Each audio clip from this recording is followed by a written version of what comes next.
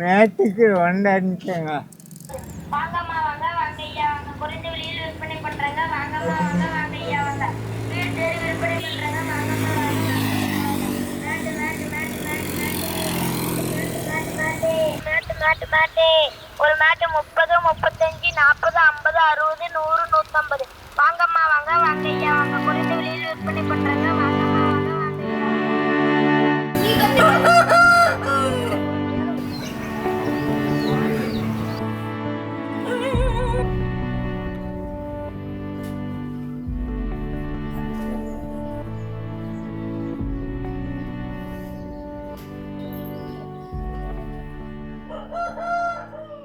பையன் பேர் மணிகண்டன்.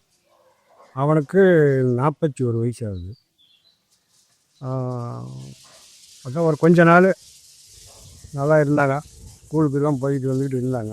அது இடையில் ஒரு நாள் அந்த காய்ச்சல் மாதிரி வந்திருக்கான். அப்புறம் அப்படி தண்ணி மாதிரி இழுக்கிறதுக்கு ஆரம்பிச்சு அவனுக்கு என்னென்னமோ தான் பண்ணி பார்த்தோம். ஒன்றும் பண்ண முடியல. எங்கள் வசதி தரன் மாதிரி பண்ண முடியல. சேலம் சுந்தரராஜனை கூட கொண்டு போய் காமிச்சு இது ஒன்றும் பண்ண முடியலைங்க, காலமாக மாத்திரை தான், ஒன்றும் பண்ண முடியாது அப்படின்ட்டுருங்க. அப்புறம் அப்பப்போ ஏதாவது ரொம்ப சீரிக்கு அப்படின்னா கவர்மெண்ட் ஹாஸ்பிட்டலுக்கு கூட்டிட்டு போகிறது தான். கொண்டு போய் 10 நாள் 5 நாள் வச்சுருப்போம். அப்புறம் அங்கேயும் முடியாதுன்னு கூட ஒரு ட்ரிப் திருப்பி அனுப்பிச்சிட்டாங்க. பாப்பாலாம் பிறக்கெல்லாம் எந்த பிரச்சனையும் இல்லை, நல்லா இருந்தா. ஆனால் 4 வயசுக்கு மேலே கொஞ்சம் உடம்பு சரியில்லாத மாதிரி இருந்தால் அப்புறமேட்டுக்கு நான் ஆஸ்பத்திரிக்கு போனோம். ஆஸ்பத்திரிக்கு போயிட்டு எல்லாமே எடுத்துகிட்டு போனோம், நல்லா இருந்தா. அதுக்கு மேலே 8 வருஷத்துக்கு மேலே அவளுக்கு சும்மா பள்ளிக்கூடம் போய்கிட்டு இருந்தவத்தா. பள்ளிக்கூடம் போயிட்டு வந்துக்கிட்டு இருந்தால் பள்ளிக்கூடத்துலேருந்து பாப்பாவுக்கு உடம்பு சரியில்லைன்னு வந்து கூட்டிகிட்டு போங்கம்பாங்க. நாங்கள் அப்புறம் போய் கூட்டிகிட்டு வந்தோம். அப்புறம் இருக்க நாளுக்கு நாளாக கொஞ்சம் கொஞ்சமாக தான் இருந்துச்சு. அப்புறமேட்டு அதுக்கு முன்னெல்லாம் நல்லாவே இருந்தா. 8 வயசுக்கு மேலே கொஞ்சம் நடமாட்டம்லாம் இருந்தா. செச்சங்காட்டில் கொஞ்ச நாள் கேரி ஓட்டுறோம். திருப்பூரில் கொஞ்ச நாள் பனியன் கம்பெனியில் இருந்தோம். அவங்கள அங்கங்கே கூட்டிகிட்டு போனோம், வந்தோம். எல்லாமே அவங்களுமே தாறுபட்டாங்க, அவங்களுமே ஓட்டுனாங்க, பண்ணினாங்க. ஆனால் ஆஸ்பத்திரி செலவு நிறைய பண்ணிக்கிட்டே இருந்தோம். ஆரம்பத்தில் எப்படி சீத்தம் சிகிச்சை காய்ச்சல் வரும் எந்த மாதிரி தான்? ஆனால் நைட்டு தான் காய்ச்சல் வந்துச்சு, விடிய காலம் தண்ணி மாதிரி தான் இருக்கும். ஒவ்வொரு நேரத்துக்கும் இந்த கை கால் மட்டும் இந்த இப்படின்னுட்டே இருப்பாள். பாப்பா மட்டும்தான் அது என்ன தெரியல, கையை ஆட்டிக்கிட்டே இருக்கிறாங்கக்கிட்ட நாங்கள் இருந்துட்டேன். ஆனால் காய்ச்சல் வந்துட்டு தான் அவளுக்கு வந்து இதுங்க முடியாது. நல்லா நடந்துக்கிட்டு இருந்தேங்க தான். பள்ளிக்கூடம்லாம் நல்லா போனாங்க, வந்தா. அது இந்த மாதிரி தான் அந்த கை கால் மட்டும் இப்படி இருந்துகிட்டே இருந்தாங்க. இப்போலாம் அப்படி வருது. இப்போ அதெல்லாம் இல்லை.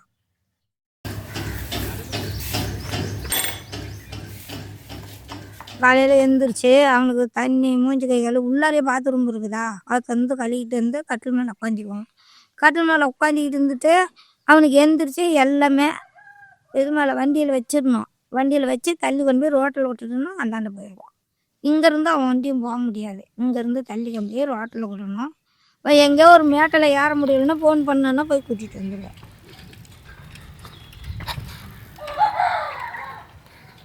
இப்படினாலும் ஒரு நாளைக்கு ஒரு 20 கிலோமீட்டர் சுற்றிடுவான். எங்கேயும் ஒரு நாள் நிற்க மாட்டான், சுற்றிக்கிட்டே தான் இருப்பான். சாப்பிட்றதில்ல. காலையில் ஒரு டீ வச்சு கொடுக்கறனோட டைம் ஆகி போய் நான் போகிறேன்னு போயிட்டே இருந்துருவான். டீ கூட குடிக்க மாட்டான், எங்கேயும் ஒன்று வாங்கி தர மாட்டான். ஒருத்தர்கிட்ட ஒரு வியாபாரம் பண்ணால் கூட இந்த தம்பி நீ 10 ரூபா சேர்த்து வச்சுக்கன்னா கூட இல்லைண்ணா வேணாம், எனக்கு உண்டானது நான் எடுத்துக்கிறேன், இல்லை மீதி காய்ச்சி இல்லைங்க. அவங்களாம் வம்பு பண்ணி கொடுத்தா தான் வாங்குவோம், இல்லைன்னா வாங்க மாட்டோம். அதுலேயும் 4 பேர் விவரம் இல்லாதவன்னு சொல்லிவிட்டு ஒவ்வொருத்தரும் 150 இவங்களுக்கு சேர்த்து கொடுத்துட்டு போகிறாங்க. ஒவ்வொருத்தரையும் இவங்ககிட்ட வந்து டேய் கம்மியாக இருக்குதுடா, இன்னைக்கு சரியாக சில்லறை கொடுக்குறது 150 சேர்த்து பிடிங்கிட்டு போயிடுறாங்க. அதுலேயும் அவன் ஏமாந்துடுறான். சும்மா தாங்கிறேன், நான் ஏதோ ஒன்று பண்ணால் பரவாயில்ல அப்படின்னாங்க. அப்புறம் ஒரு மேட்டு மிஷின் வாங்கி போட்டு கொஞ்ச நாள் அவனே மேட்டு நெஞ்சிக்கிட்டு இருந்தான். நெஞ்சு அவனே கொண்டு போய் விற்பான்.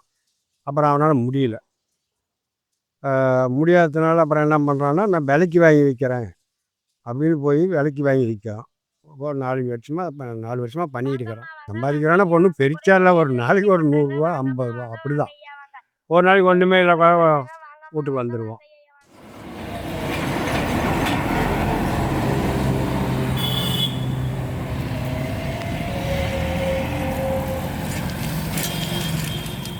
அவன் ஒரு நாள் அங்கே மேட்டு வச்சுக்கிட்டு இருந்தோம்பா. ஒரு தாரமங்கலத்தில் ஒரு 5-6 பேர்த்துக்கு பேட்டரி சைக்கிள் கொடுத்தாங்க. அது ஓட்டிக்கிட்டு போகிறத பார்த்தான். இது என்ன பேட்டரி சைக்கிள் கொடுக்குறாங்களா, ஏன் எனக்கு வாங்கி தர மாட்டேங்கிறீங்க அப்படின்னு கேட்குறான். அங்கே போனால் அவனுக்கு அப்படி தர முடியாதுங்கிறாங்க. நான் போய் என்ன பண்ணுறது? கையை நல்லா பிடிக்க மாட்டேங்கிறான்.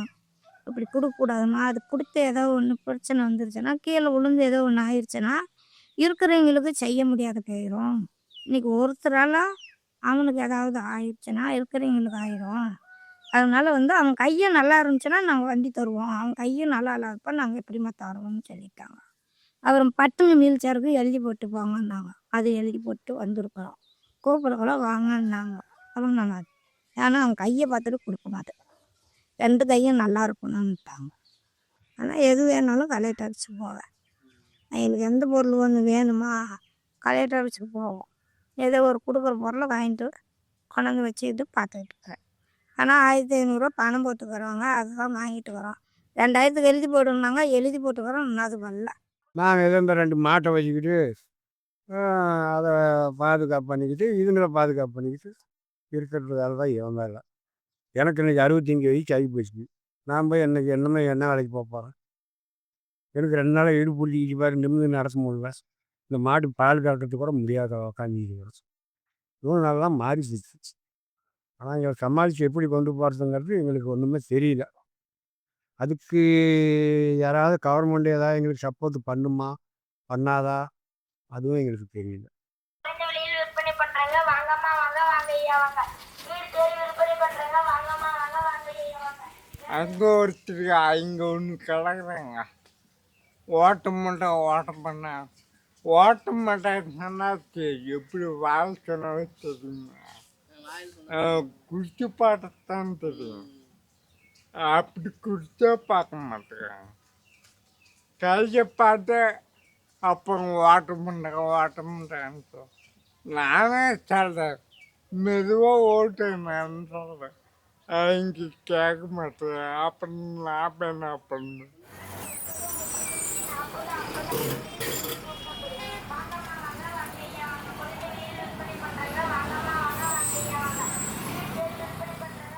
ஏன் நான் கூட்டிகிட்டு போக மாட்டேங்கிறீங்க அப்போதான் ரொம்ப வருத்தப்படுறான். நான் கூட்டிகிட்டு போய் என்ன பண்ணுறது? எதில் கூட்டிகிட்டு போக முடியும்? அதெல்லாம் ஒன்றும் பண்ண முடியறதில்ல. ஆனால் அதெல்லாம் வருத்தம். 2 பேருமே ரொம்ப வருத்தப்படுறாங்க. நாங்கள் இப்படி இருக்கிறனால தான் எங்களை கூட்டிகிட்டு போக மாட்டேங்கிறீங்க, நாங்கள் இப்படி இருக்கிறனால தான் எந்த சொந்த பந்த வீட்டுக்கும் போக முடியல அப்படிங்கிறதுனால நல்லா வருத்தப்படுறாங்க. எனக்கே இருக்குது தம்பி, எனக்கே நம்ம பிள்ளைகள் இந்த மாதிரி சூழ்நிலை கூட்டிகிட்டு போனால் அவங்க ஏதாவது மூஞ்சி சொல்லிப்பாங்களா அப்படிங்கிற வருத்தம் எனக்கே இருக்குது. அவங்க ஆசைப்பட்றாங்க. ஆனால் அந்த வருத்தம் அவனுக்கு நம்மளால் முடியலையே. எங்கள் பாப்பா கூட நினச்சிட்டு அழுகுறா, என்னால் எல்லோரும் போகிறாங்க, அங்கே அந்தாண்ட போகிறாங்க, என்னால் எங்கேயும் போக முடியல அப்படிங்கிற வருத்தம் 2 பேர்த்துக்குமே இருக்குது. கோயிலுக்கே போனேன்னா கூட அங்கே நான் வந்து என்ன பண்ண போகிறேன், ஒரே தாளனையாக உக்காந்துட்டு கிடக்கணும் அப்படிங்கிற வருத்தமாக ஒன்று. நான் பெரும்பாலும் எங்கேயும் கூட்டிகிட்டு போகிறேன். மனசு ரொம்ப நான் நொந்து போயிருக்கேன். மனசு இப்படி நமக்கு கடவுள் ஒரு 2 பிள்ளைங்களை ஒன்று இருந்தால் கூட பரவாயில்ல, 2 இப்படி கொடுத்துட்டாங்கிற வருத்தம் எங்களுக்கு தூங்கும் போதுலேருந்து முடிச்சிருக்கிற நேரம் வரைக்கும் எங்களுக்கு இந்த வருத்தம் உண்டு. ரொம்ப வருத்தம்தான். நாங்கள் என்ன பண்ணுறது? கடவுள் கொடுத்துட்டோம், அதை நம்ம அவன் கொடுத்தவன் என்னைக்கு திருப்பி எடுக்கிறானோ அது வரைக்கும் பாதுகாப்பு பண்ணி தான் ஆகணும். ஆனால் எங்களுக்கு பின்னாடி அவங்க சூழ்நிலை என்னங்கிறது தான் எனக்கு ரொம்ப வருத்தம். அது எப்படி பண்ணுறது, என்ன எங்களுக்கு பின்னாடி அவங்க நிலைமை என்ன ஆகும் அப்படிங்கிற ரொம்ப வருத்தம்.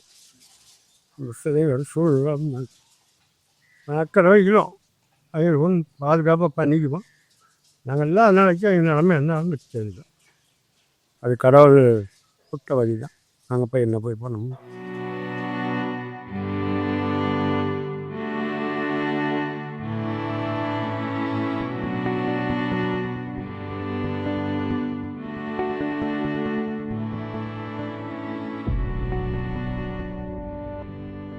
அவனுக்கு வெளி சத்தனை தான் நல்லா இருக்குதுங்கிறான். வீட்டில் இருந்தால் என்னால் போக முடியலங்கிறான். நான் என்ன போய் பண்ணிட்டோம், எங்கே போய் விட முடியும்? என்னை கல்யாணம் பண்ணி வைங்கிறான், நான் எங்கே போய் அவனுக்கு கல்யாணம் பண்ணி வைக்கிட்டோம்? நீ தான் கல்யாணம் பண்ண மாட்டேங்கிறனே என்னை பேசுகிறான். யார் கண்ணு கொடுப்பாங்க, நீயே செல்லுமா பார்க்கலாம் அப்படிலாம் பேசுகிறாம்மா. அவங்ககிட்ட கேட்குற கேள்விக்கு என்னால் பதில் சொல்ல முடியல. வீட்டில் 2 பேரும் அப்படி பேசுவாங்க, 2 பேருமே திட்டுவாங்க. 2 பேருமே திட்டுவாங்க. 2 பேர்த்திட்டையும் நான் பேச்சு வாங்கிட்டு அழுதுகிட்டு கூட அவங்களுக்கு வேலை செஞ்சுக்கிட்டு இருக்கிறேன். என்ன பண்ணுறது, நம்ம பிள்ளைங்களை பெற்றுட்டோமே, நம்ம பார்த்து தானே ஆகணும்.